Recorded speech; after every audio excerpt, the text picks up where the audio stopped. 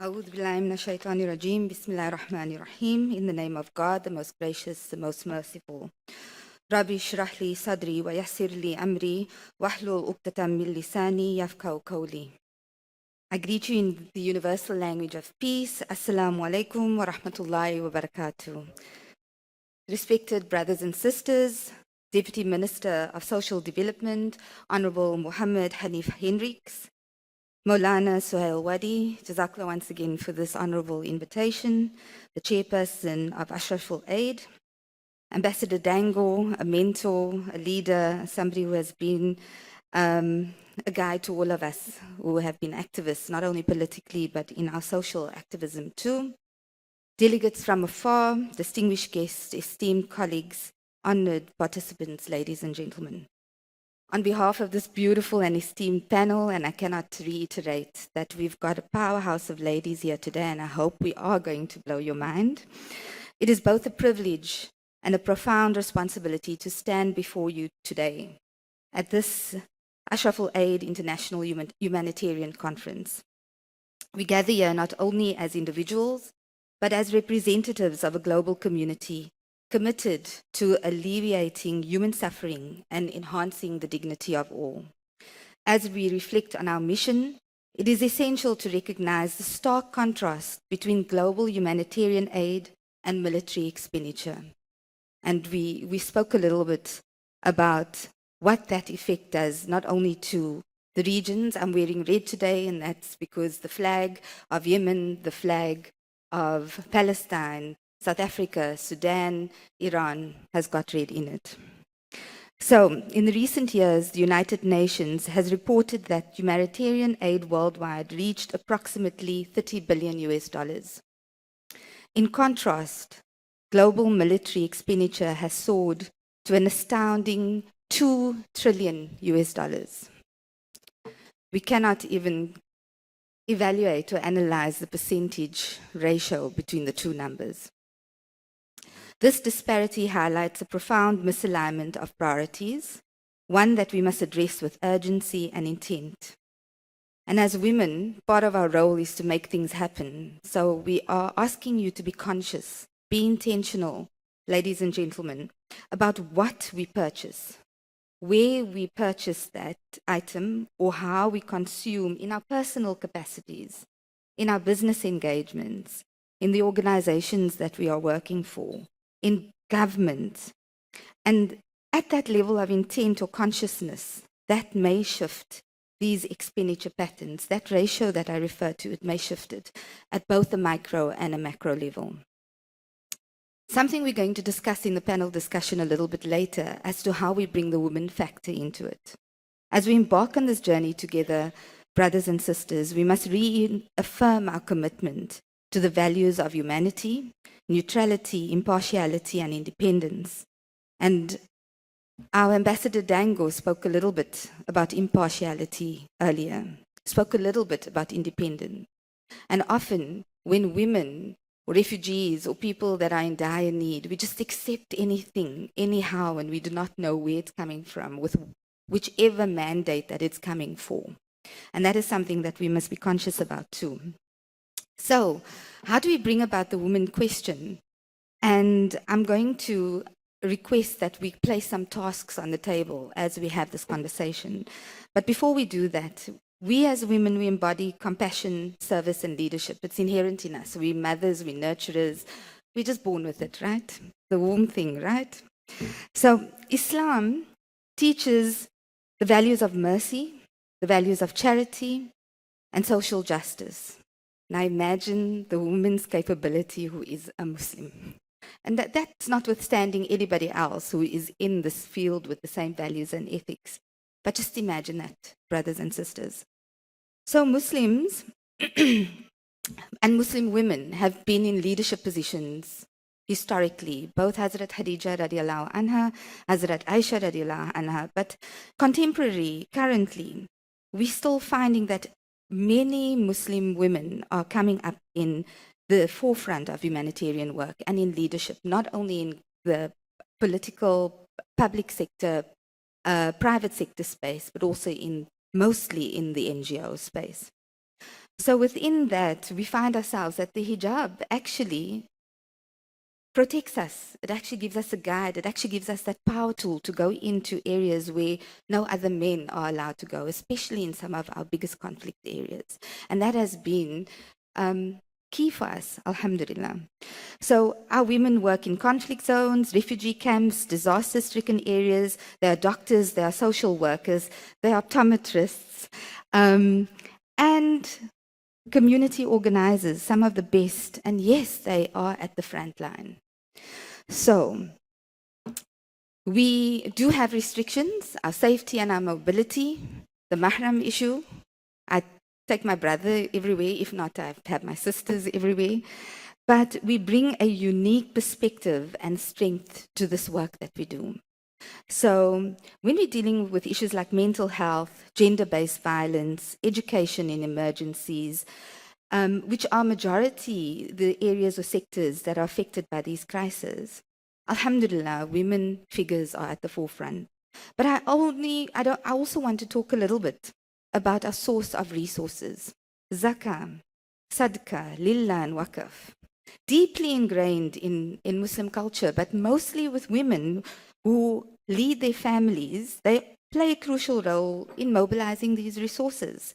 They lead at grassroots initiatives, they raise funds, they organize aid, and they distribute. They work in partnerships, not only with local mosques, local women organizations, and everywhere. But our question today is, how do we strengthen that and how do we empower women? And there are three facets: women within the organization, women within a corporate sector, and those victims. Let's take the victims and this conference, for example. Maulana, my task to this conference today is we've got organization. We've got women in destitute and victims.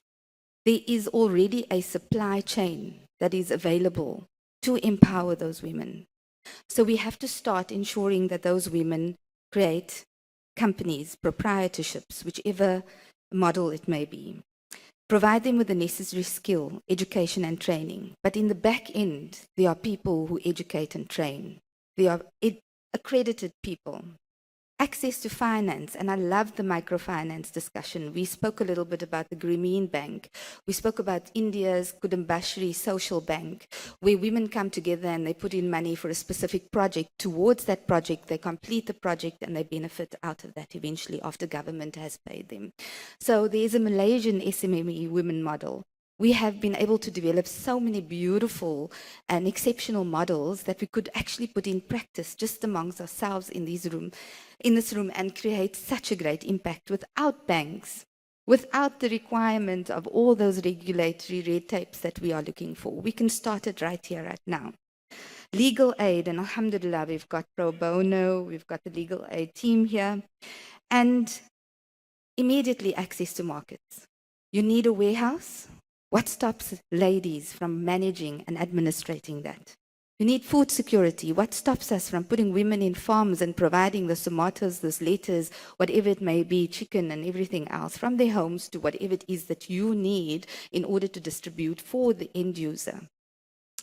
We need energy. What stops us from a waste management, distribution, little entrepreneurial function where we can put some people together collecting from restaurants and doing a waste system? What stops us from water support, ICT, AI, finance, infrastructure, and logistics? Women are capable and able to do anything. And we are putting our hands up and we are saying, here we are. Use us.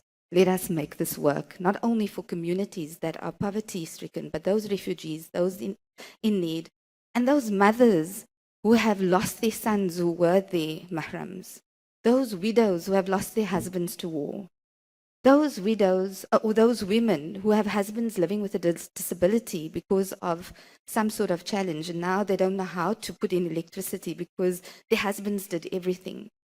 Those women that are left in divorce because of a temper of a man, and all of a sudden this woman has to go out there into this big world and not know what to do with herself, and she's never empowered herself. That is our responsibility. Grassroots level, I have seen women revert into Islam, marry a foreigner, live with him, have children with him, Give children hiding, not knowing how to say alif bata, but they still teach these children alif bata. Revert, and then these men leave, and they left in South Africa with their kids, and we have to keep them in the fold of Islam. We have to keep them economically and financially empowered. So, as I close the statement, what do we need to do from a policy perspective? And this is the last aspect that I'm going to bring to the panel. As a body or organization, how do we solicit additional funding? How do we increase funding for humanitarian aid? I will talk a little bit about the corporate sector. I will talk a little bit about Waqf, Lillah, Sadqa, and so on, and how we have to manage that, the expectation of record keeping, governance, and then financial accountability. How do we foster collaboration with partnerships between non-profits, the private sector, governments, public sector, and so on? How do we leverage technology and AI, all those 10 tips? And how do we bring that down to the real, where the tacky hits the tar? Where you're trying to clean up a situation and then there's a bomb just 300, 400 meters away from you. What do you do then? And I mean, our honored guests were able to tell us some of the dire situations that they've had to deal with. As government, how do we empower local organizations? And that's NGOs, NPCs. How do we advocate for peace? Something His Excellency also raised. How do we, as NGOs, social activism, stand up and call out to the Arab world and say, here we are, we did this as South Africa, when are you joining us? And the white paper formation, bylaws, finance, administrative support, permits, licenses, and other. And most importantly, let's take our corporate sector to task. So those in South Africa, there is a document called a preferential procurement policy.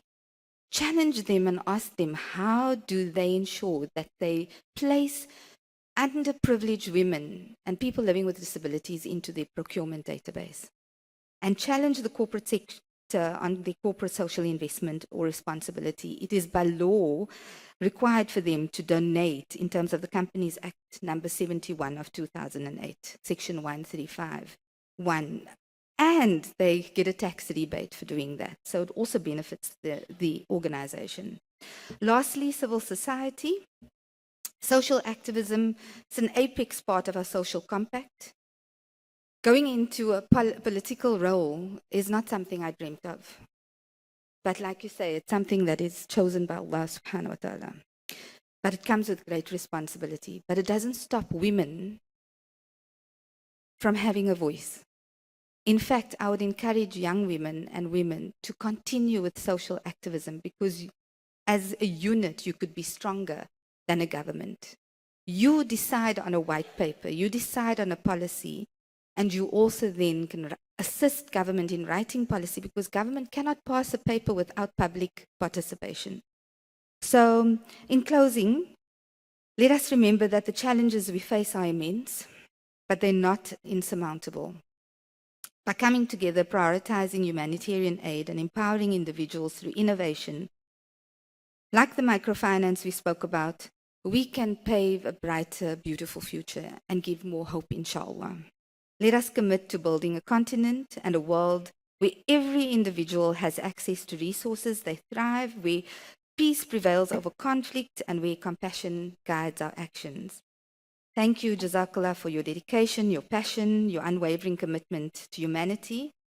And today, together, we can create more, an equal world for all. Jazakallah, Maulana Suhail Wadi, and your entire team for today. And on behalf of the panel, Jazakallah to every one of you for your attention. We trust that this panel will shape a strategy. And most importantly, we've got people putting down those solutions so that we could take it into our next conference, inshallah. Thank you very much.